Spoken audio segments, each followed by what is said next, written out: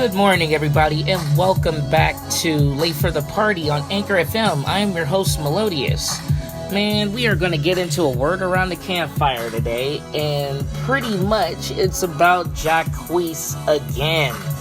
Oh my god, but this time he has the gall to sit there to diss Keith Sweat while he's on an interview. An interviewer is asking him about him being the king of R&B, and as humble as Keith Sweat was acting and everything else, he was just minding his own P's and Q's, just answering he's basically answering the interviewer. And then lo and behold, here comes this Migos looking reject coming over here, interrupting his interview and everything, interrupting his question. Better yet, not even really an interview. It was more of a question than anything else.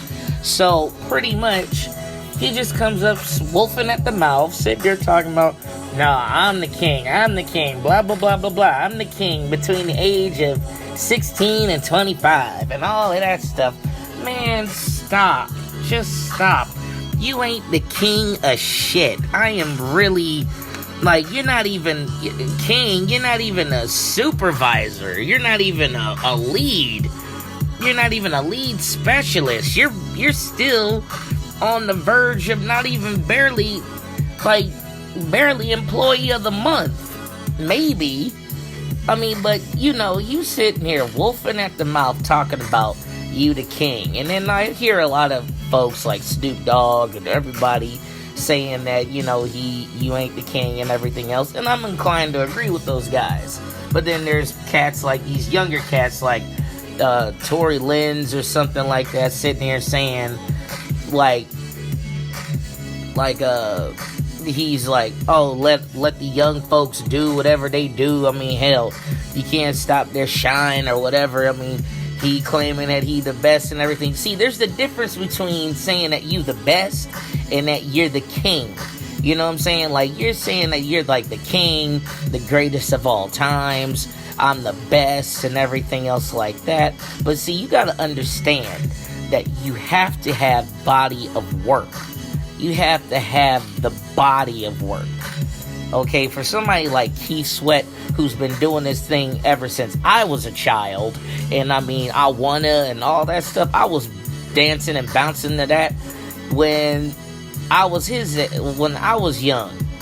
So, shoot, man, this boy Jacquees, he's sitting there talking out of his shit dungeon for real, and it's man, you ain't even touch the caliber of where Keith Sweat is. Keith Sweat, you could consider being in the top 10 of R&B. I'd say two of the top 10 R&B singers right now are dead. You know what I'm saying? Two of them are dead right now as we speak. So for you to sit there and say that, and then we're not even going to talk about the ones who are still alive. The ones who are still putting in work. They may not be putting in the work that most of these young cats are doing nowadays, but they still got a bag worth holding on to where they living comfortably, and they ain't worrying about, living paycheck to paycheck and everything else, because one, they humble, they about they shit and everything else. Except for maybe a handful of them, but even still, considering the fact that he got the gall to sit there and say, and I know Keith Sweat was heated, he was heated, he wanted to say something, if this was back in the day, he would have got stoop slapped. Where's MC Hammer at? Because if he would have said some shit like that I know MC Hammer don't do R&B, but back in the day where MC Hammer was the most feared MC in that time frame, nobody wanted to step to MC Hammer, because he had a whole gang that would have said, nah, we coming to get your ass. R&B singers and everything, they had respect for each other. Some of them did, But, some folks would stay in their lane. They wouldn't step on each other's toes. And, it's like, it's more divided. It was, R&B to me, it was always been a divided genre anyway, because everybody had their own unique style. They had, even for the ones who sounded like each other, like, where people, you had Charlie Wilson from the Gap Band, and then you got cats like Aaron Hall and then R. Kelly, who sound similar to Charlie Wilson. But even still, they stayed in their lane. They didn't step on each other's toes. They never got into an airport and started having beef with each other or anything like that. They just said, hey, there's enough money for everybody. There's enough room for everybody to get they bag together, to get their weight together. You know what I'm saying? And even for anybody to sit there and say that they're the king of R&B, the greatest of all time, those same individuals paid homage to the people even before them. And out of respect, they never stepped on their toes, because they know they got way more body of work than they did. Yeah, they might be popular at that point in time, but even still, you can't sit there claiming that you're a king of anything. Like I say, like even in hip hop, right now, to me, Kendrick Lamar is dope as hell. But and for him, I think he's one of the coolest one of the best rappers out there right now. But for me to sit there saying that he's the greatest of all time, or even the king, even with that, even with all the stuff that he has on his palette that is doing very well, he still needs to get a couple of more out there that still would be heat, because there's still cats like Eminem, Jay-Z. There's still cats even above him that's done just about the same, has done way more and accomplished more than he has. But that goes the same for this whole thing with Jacquees claiming that he is the king of R&B, which is fucking ridiculous. It's baffling. I think it's just because it's a ploy so where he can start getting people to start listening to his shit. And plus, let's just be honest. No publicity is bad publicity. So, and then for him to say stuff like that just gets more attention on him, to where like, it focuses on him. But also keep in mind, bad publicity, they say bad publicity is good publicity, because, but even still, it could backfire on your ass.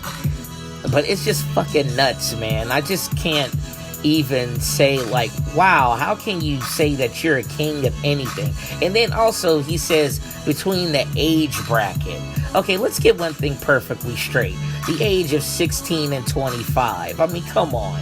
Really? So you're going to just say you're the king of that genre because of an age bracket between 16 and 25. Do you know how big the fucking world is right now, to where, like, even for somebody like Keith Sweat, who probably his range from the people who he reached out to in all his songs, like I said, I was young when I Wanna came out, and I was dancing to that shit, okay? I was like, what?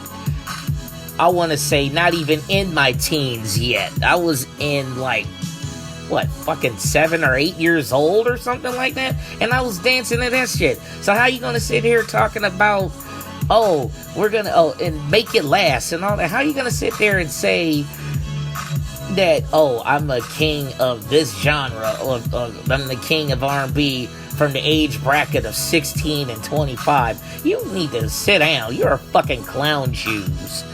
Okay, you need to stop. You need to stop while you're ahead. Okay, because you're going to say that to somebody, you're going to do that and say that to somebody who might really not like that, and you sit there, you interrupt in their interview or anything like that, you might get stoot slapped. If I was a singer and if I was in that caliber or anything like that, best believe you wouldn't be doing that shit to me. No, sit your little narrow ass down. Okay, go eat some chicken, go eat some steak, put some weight on your ass, and actually get some singing lessons, because if you singing over shit that's already been done, and like, come on, you're singing over stuff that's been done. You're not even singing your own original shit. So it's kind of like, come on, dude. Get over yourself, man. Like, there's a point in time to where you gotta even be humble about the shit that you're doing. You know, but sitting there stating a claim, a bold one at that, and like, you're sitting there saying this, knowing that you're not even in, like I said, you're not even in the top 50. You're not even in the top 50, my nigga. You're not even close. You're not even close to being in that caliber. So how can you sit there and say something like that? I don't understand that. It just doesn't make sense to me. I mean, and I think that's the problem with most of these kids nowadays who are in the industry, where they sit there and they could say whatever and disrespect all the people who came before them because they feel that they're old. They feel that they shouldn't, like, oh yeah, it's my time to shine. You guys are too old.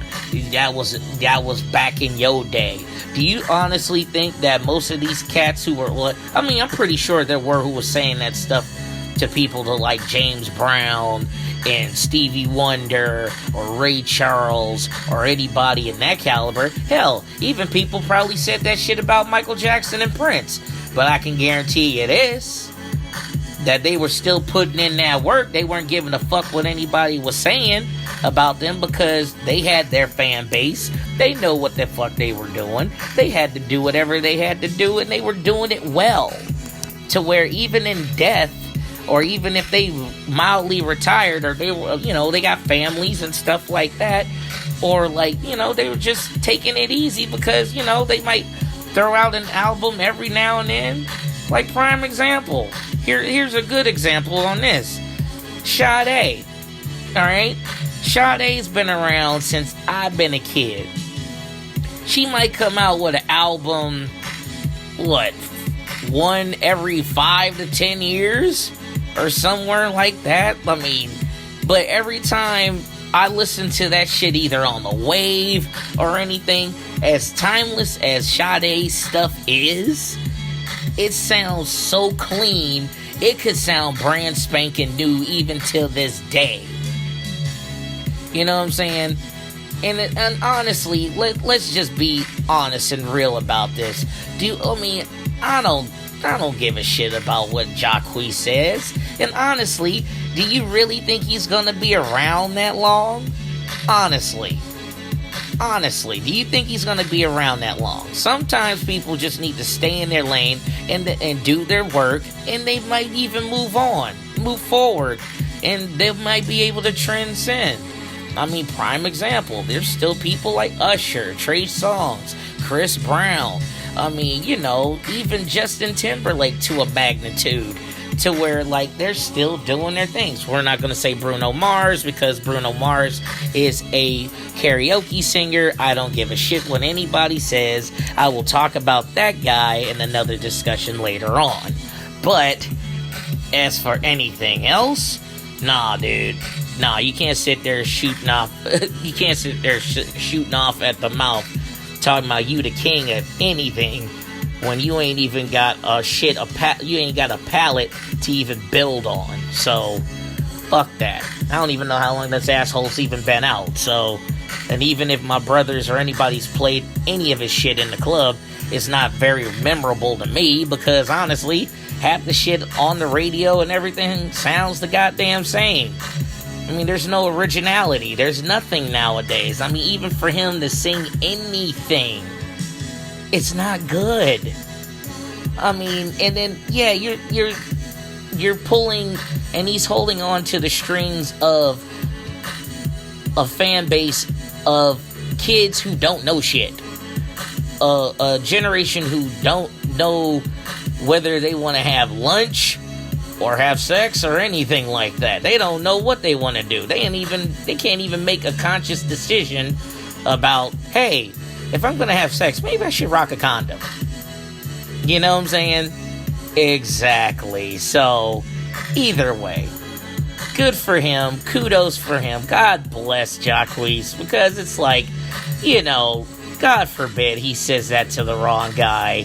If he even remotely hears anything that I'm saying, yeah, you could come at me, bro. I don't care. You can't even say nothing to me. I don't give a damn who you are, who you're around. And even with that, I don't give a goddamn. I could give a frog's fat ass about his career.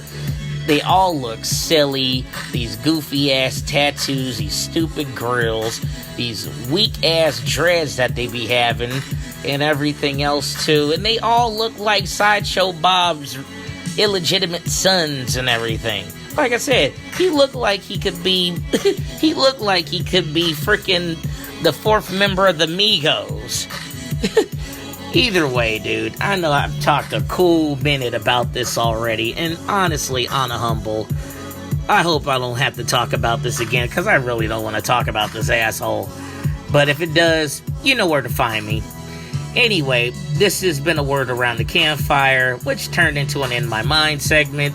So, I'm sorry about that, guys. Either way, like I said, this is me, Melodious, and this is late for the party. So, like, comment, share, subscribe, and support the podcast. I will hit you up as soon as I get a chance. And as always, you guys, it's okay to be late for the party, but don't be late for the fun.